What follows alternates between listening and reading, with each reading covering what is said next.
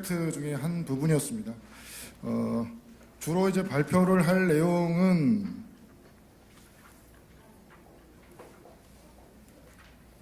4차 산업혁명 시대를 맞이해서 신산업 분야에 관련돼서 집중적으로 말씀을 드리도록 하겠습니다.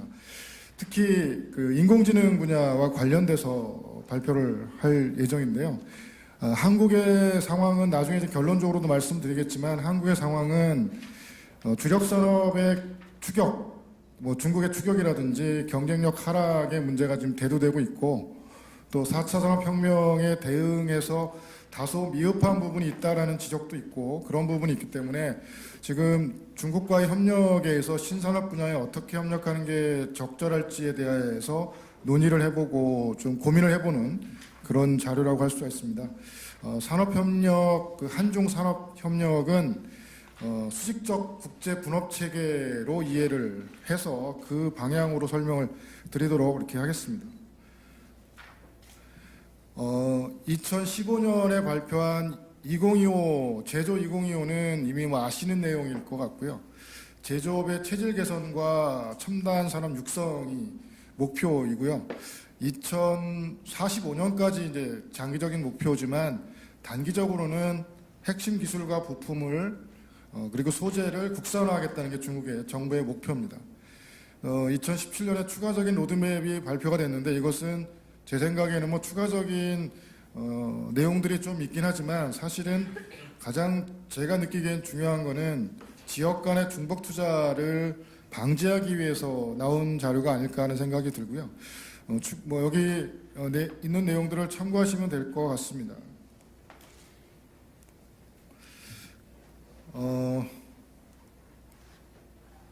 그러면 이제 중국의 인공지능 시장 규모를 잠깐 말씀을 드리면 2018년에 340억 위안이 될 것으로 전망이 되고 있고요. 2017년에 중국이 인공지능 관련해서 투자 규모가 1,800억 위안을 초과할 것으로 보여지고 있습니다. 그 다음에 이제는 누계 기준이긴 하지만 관련 기업들이 600개 이상 창업을 했다라고 알려지고 있고요. AI 오른쪽에 이제 그림을 보시면 자율주행, 빅데이터, AI 플러스 로봇, 뭐 무인기가 있는데 투자 비중을 보면 자율주행 그리고 빅데이터, AI 플러스의 비중이 높게 나타나고 있습니다. 왼쪽에 보시면 AI 플러스도 비즈니스부터 해서 의료보건, 뭐 국가안보 순으로 해서 투자 비중 분포를 볼 수가 있고요. 특히 중요한 것은 AI 투자 기업이 분포한 지역이 주로 베이징, 상하이, 광동 지역이라는 거고요. 투자 규모는 화동이나 이런 경제가 발달한 지역, 연해 지역, 그리고 베이징, 천지인 지역이 우세하다는 거고 특허 신청, 오른쪽에 보시면 거의 뭐 3만 건의 특허 신청이 된 걸로 나타나고 있는데 이 특허 신청은 특히 바이두라는 기업이 선두를 달리고 있고 컴퓨터 그래픽 분야에서는 텐센트 기업이 특허를 많이 보유하고 있는 걸로 이렇게 나타나고 있습니다. AI 특히 인공지능 분야에 보면 BATJ라고 약자로 말씀드릴 수가 있는데요. 바이두하고 알리바바, 텐센트 그리고 징동 이 4개 기업이 거대 기업을 형성을 하고 있고요. 선두 기업입니다. 이 선두 기업이 기초, 기술, 응용 분야 모두에서 선두를 유지하고 있고요. 그래서 자체적으로도 연구 개발 역량을 구축하고 강화하고 있고 그다음에 인공지능 플랫폼을 구축해서 AI 시대를 선도하고 있다. 이런 것을 계속 유지하려고 지금 투자를 하고 있습니다. 특히 이제 바이두가 핵심적인 기업이고 선두 기업인데요. 기초 데이터나 컴퓨터 능력을 기초로 해서 많은 제품을 출시하고 있습니다. 나중에 이제 좀 보여드리겠지만 일단은 여기에 보시면 실리콘밸리에도 연구소가 있고요. 다음에 2013년에 바이두 딥러닝 인스티튜트라고 하는 연구소도 설립을 해서 운영을 하고 있고 그래픽 프로세싱 유나이트에 대한 기반한 거대한 클라우딩 기능과 자원을 보유하고 있고요. 그래서 이거를 이제 발전시키기 위해서 이런 것들을 기반으로 해서 바이두의 주요 제품을 보면 바이두 따라오라고 하는 이 음성 자연어 처리나 컴퓨터 그래픽, 뭐 기계학습, 그다음에 뭐 이러한 그 슈퍼컴퓨터나 딥러닝 기술을 개발을 위한 플랫폼을 가지고 있고요. 그다음에 딥스피치 2라고 하는 것, 아까 실리콘밸리에 있는 그 연구소에서 개발한 그러한 음성 자동 인식 시스템이고요. 그다음에 뭐 바이두 2PN이라고 하는 이미지 인식 기술도 있고, 누비라고 하는 것은 뭐냐면 개인 비서입니다. 그다음에 지도라든지 컴퓨터 그래픽이라든지 이런 걸 바탕으로 해서 자율주행 쪽에도 지금 바이두가 선두 그룹을 형성하고 있습니다. 특히 이제 이거와 또 관련이 있는 거지만 사물 인터넷 특히 보시면 관련 기업 업체 수가 7.7%예요, 중국이. 그러니까 미국의 45%보다는 낮지만 일본이나 한국보다는 높다는 겁니다. 특히 중국의 사물 인터넷 시장 규모가 2020년에 1조 위안에 달할 거라고 예측되고 있습니다. 그다음에 빅데이터 같은 경우에도 계속 증가하고 있어서 교역 규모만 해도 2020년에 545억 위안까지 증가할 거로 전망을 하고 있고요. 관련 업체도 미국보다는 낮지만 일본이나 한국보다는 관련 업체 수가 많다는 겁니다. 음성 자동인식 분야도 마찬가지로요. 전체 글로벌 시장이 2020년에 25억 4천만 달러가 될 건데, 여기 밑에 그림 표를 보시면 아시겠지만 2017년 1분기 때는 없던 업체들이 등장했습니다. 2018년 1, 4분기에 알리바바나 샤오미에서 개발한 이런 기계들이 시장 점유율이 높아지고 있다는 겁니다. 그 선두 기업들에 비해서는 낮지만 새로 등장했다는 의미가 있는 거고요. 무인기 드론의 경우도 보시면 따장 창신이라고 하는 기업이 전 세계 글로벌 시장을 석권하고 있는데, 보시면 북미의 점유율이 50% 정도 되고요.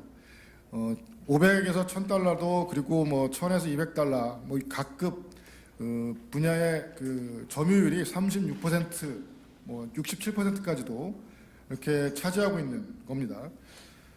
로봇 시장도 글로벌 시장이 500억 달러가 될 거라고 예상을 하고 있는 건데요. 거기에 중국이 차지하는 비중이 굉장히 높고 1위입니다.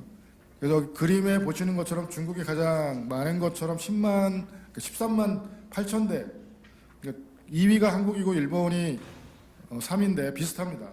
근데 어쨌든 이 중국의 산업용 로봇 판매량이 14만 대 가까이 되고 있다는 거고요. AI 컴퓨터 칩도 중국이 개발하고 있다는 거예요. 나중에 좀 말씀드리겠지만 이 분야도 관심 있는 분야 중에 하나가, 왜냐하면 그동안에 이러한 컴퓨터 칩은 외국에서 선진 기업에서 수입을 했어요. 근데 이제는 개발을 하기 시작했다는 겁니다. 새로운 제품을 개발했고요. 그래서 이 분야가 이제 그냥 예를 들어 말씀드리는 거지만, 사실은 우려되는 게 코리아 패싱입니다. 코리아 패싱.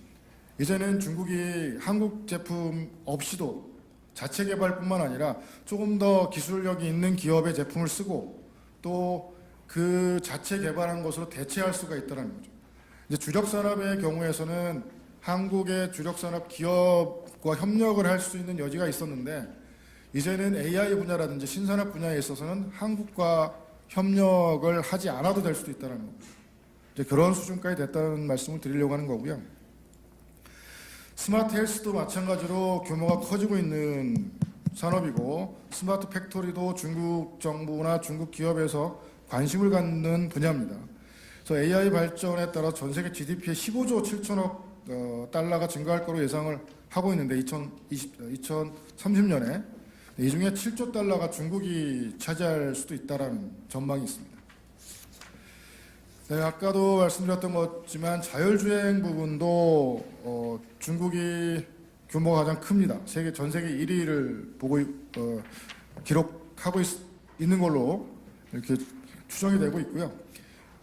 중국 이 표를 보시면 완성차의 그 기업들이 있는 반면에 자동차, 스마트 기기, 컴퓨터 칩, 자체적으로 기업들이 개발하고 있는 거죠.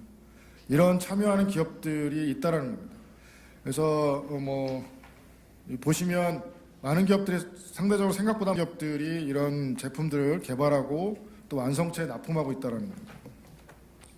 전기차 배터리는 리튬 2차 전지인데요. 이것은 공급 과잉이 우려가 된다라고 하는 문제가 있어서 이 부분은 기술 개발이라든지 되고 있지만 공급 과잉에서 최대 90% 기업이 위기일 수도 있다라는 그런 주장도 있습니다. 10분이 지났습니다. 네, 알겠습니다. 그래서 4차 산업 기반이 우리나라가 상당히 뒤처져 있다라는 것은 다들 말씀을 하시는 부분이고요. 이것만 보면 우리나라 2018년 6월 기준으로 전 세계 AI 기업이 거의 5천 개 정도 되는데 그중에 한국은 순위에 안 들고 있습니다. 보면 1위가 물론 미국이지만 중국이 1,000개 넘게 2위, 그리고 영국, 캐나다 순으로 기업체 수가 있는데 한국은 없고요. 그 다음에 인공지능 기업 수가 많은 상위 20개 도시에도 한국은 안 들어 있고요. 베이징이 가장 많은 95개를 보유하고 있다라는 거고요. 그 다음에 특히 이제 특허 신청, 특허 취득 건수도 중국이 1위로 올라서고 있고요. 미국, 일본, 중국 순위 AI 관련 특허가 75%가 달하고 있고, 그 다음에 여기 한국 대기업이 유일하게 들어가 있긴 하지만 이건 대기업들이 보유하고 있는 거고요. 이거 이외에는 대부분 한국 기업들, 한국은 상위권에서 뒤쳐져 있다는 겁니다. 여기 이제 보시면 기초 논문 건수도 미국, 중국, 영국 순이고 한국은 들어있지도 못하고요. 그다음에 이게 이제 사이언스, 테크놀로지, 그다음에 엔지니어링, 매스 쪽 수학까지 해서 이란도 있는데 한국은 여기에 졸업생 수 규모가 많다고 해서 좋은 건 아니지만 양적으로도 중국은 이런 이공계 쪽 졸업생 수가 많은 반면에 한국은 이 순위에도 못 들어있다는 겁니다. 그런 우려가 있고요. 이제는 신산업 분야인데 이게 6개 산업을 선택한 이유는 통계가 없어요. 통계가 없어가지고 요 최대한 가질 수 있는 통계로 정리를 한 건데 수출 증가율은 상당히 높은 편입니다. 한국과 중국 모두 수출 증가율은 상당히 높은 수준이고요. 이건 자료로 대체하고 그냥 바로 전략으로 가면 어떻겠습니까? 자료를 아주 잘 만들었네요. 네, 빨리 끝내도록 하겠습니다. 이제는 뭐냐면 여기 이제 신산업 수출 비중도 보면 별로 높지는 않습니다. 아직은. 그다음에 세계 시장 점유율도 리튬이 한국도 높은 편이지만 중국도 높은 수준이고요. 그다음에 지능형 로봇이나 시스템 반도체가 우리 한국도 높은 편이지만 중국도 높은 수준에 있는 거고요. 양측의 시장 점유율을 보면 당연히 이제 중국이 한국 시장에 훨씬 더 비중이 높다라는 걸 알 수가 있습니다. 그다음에 이건 경합도인데요. 경합도는 굉장히 낮아요, 숫자가. 0.001인데 증가 추세를 보여주는 겁니다. 계속 증가하고 있고요. 세계 시장, 미국 시장, 유럽 시장에서 한중간에 이런 신산업 분야 쪽에서 경쟁 관계, 수출 경합도가 계속 증가하고 있다는 것을 보여드리려고 이제 만든 표고요. 이거는 시스템 반도체는 조금 완만하긴 하지만 어쨌든 계속 상승하고 있다는 거고요. 현시 비교 위주시 한국의 경우에는 이게 지능형 로봇이나 시스템 반도체 정도만 높고 나머지는 그렇게 높다고 할 수가 없습니다. 특히 항공우주 쪽은 0.08 정도 되니까 그렇게 높다고는 할 수가 없는 거고요. 그다음에 무역 보안도 지수도 연도별로 차이가 좀 있긴 하지만 리튬 2차 전지 정도, 그다음에 시스템 반도체 정도에서 높게 나타나고 있습니다. 지능형 로봇 한국은 이렇게 보안도 지수가 있고요. 산업 내 무역 지수를 보시면 사실은 전통 산업 중에 기계하고 IT하고 반도체 쪽이 높은 편이죠. 이 정도의 지금 우리가 알고 있는 걸로 생각한다면 신산업 분야 쪽에는 산업 내 무역이 낮다는 거죠. 이렇게 활발하지 않다라는 것을 보여주는 지표라고 할 수가 있습니다. 무역 특화를 보면 한국이 신산업 쪽에는 수출 특화된 걸로 이렇게 나타나고 있고요. 산업협력은 간단하게 몇 개 말씀드리면 제가 생각하기에는 중국의 산업협력이 3가지가 있다고 생각하는데 하나는 지금 이제 선두 기업을 중심으로 한 수직적 통합형, 그리고 글로벌 분업형, 그리고 정부 주도형 이 세 가지 특성으로 나눌 수 있다고 생각을 하고요. 수직적 통합형은 이미 바이두나 알리바바나 뭐 텐센트 같은 기업들이 주도해서 스타트업에게 투자하고 또 스타트업을 통해서 기술이라든지 이런 것들을 통해서 수직적 계열화가 이미 진행된 분야라고 할 수가 있고요. 그다음에 글로벌 분업형은 아직도 중국이 핵심 부품이나 소재나 이런 제품들은 외국계 기업에 의존할 수밖에 없는 그런 산업입니다. 그다음에 정부 주도형은 보시면 A+에 많은데요. 스마트 농업이라든지 스마트 시티, 그다음에 신재생 에너지 산업 등이 정부가 주도해서 표준화도 하고 정부가 기업을 육성하겠다, 국유기업 지원하겠다 이런 분야라고 할 수가 있습니다. 그래서 이 분야마다 어떻게 협력하는 게 좋은지에 대해서 제가 몇 가지 정리를 해봤는데요. 수직적 통합형은 한국 스타트업 기업이 수직적 계열화에 참여하는 겁니다.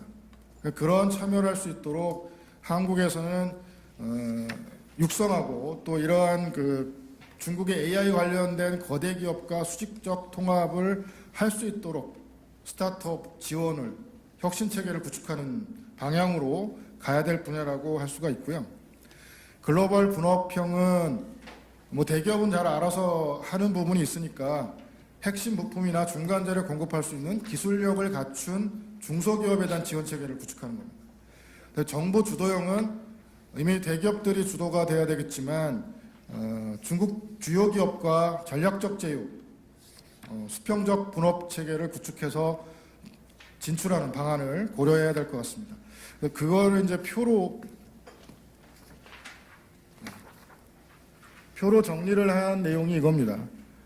선두기업과 스타트업의 수직적 통합형은 가치 사슬 분리는 높고 부품 호환성이 높고 필요 자본 규모는 중간, 로컬 정보의 필요성이 높은 그래서 컴퓨터 그래픽이라든지 자동 음성 인식이라든지 자연어 처리라든지 사물 인터넷, 빅데이터, 드론 이런 분야는 선두기업에게 우리가 수직적 통합에 흡수되는 그런 노력들, 그런 혁신 체계를 구축하는 게 필요하다고 생각되고요. 글로벌 분업형의 경우는 이런 가치사슬 분리나 중간 단계, 부품의 호환성 중간, 그다음에 필요 자본 규모는 높고 로컬 정보 필요성은 낮은데 이런 부분이 아까 말씀드렸던 컴퓨터 칩, 로봇, 스마트 팩토리 분야 같은 경우에는 계속 공급을 할 수 있도록 우리 한국 기업들이 기술력을 확보해서 혁신 체계를 구축해서 계속 중국의 핵심 부품, 소재를 공급하는 그런 구조로 가져가야 되지 않나 하는 거고요. 정부 주도형은 스마트팜이나 스마트 시티 같은 신재생 에너지라든지 우주 항공 산업, 일부의 통신 산업인데 이런 분야의 경우는 대기업들이 직접 주요 기업과 전략적 제휴, 수평적 분업 체계를 구축하는 방향으로 가야 되지 않을까 하는 생각을 했습니다. 결론적으로 말씀드리면 사실은 주력 산업은 한국이 그래도 중국과 협력할 분야가 많았었던 것 같은데 AI 분야, 앞으로 신산업 분야는 잘못하면 코리아 패싱이 우려됩니다. 중국이 우리 한국하고 안 하고 선진 기업들, 미국의 선두 기업들하고 협력할 수도 있고요. 자체적으로 이제 개발할 수도 있습니다. 이미 기술력도 자본력도 갖추고 있기 때문에 자체적으로 개발해서 한다면 한국하고 협력할 필요가 없습니다. 그거에 우리가 좀 대비를 했으면 좋겠다라는 말씀을 끝으로 드리도록 하겠습니다. 네, 감사합니다. 네, 감사합니다.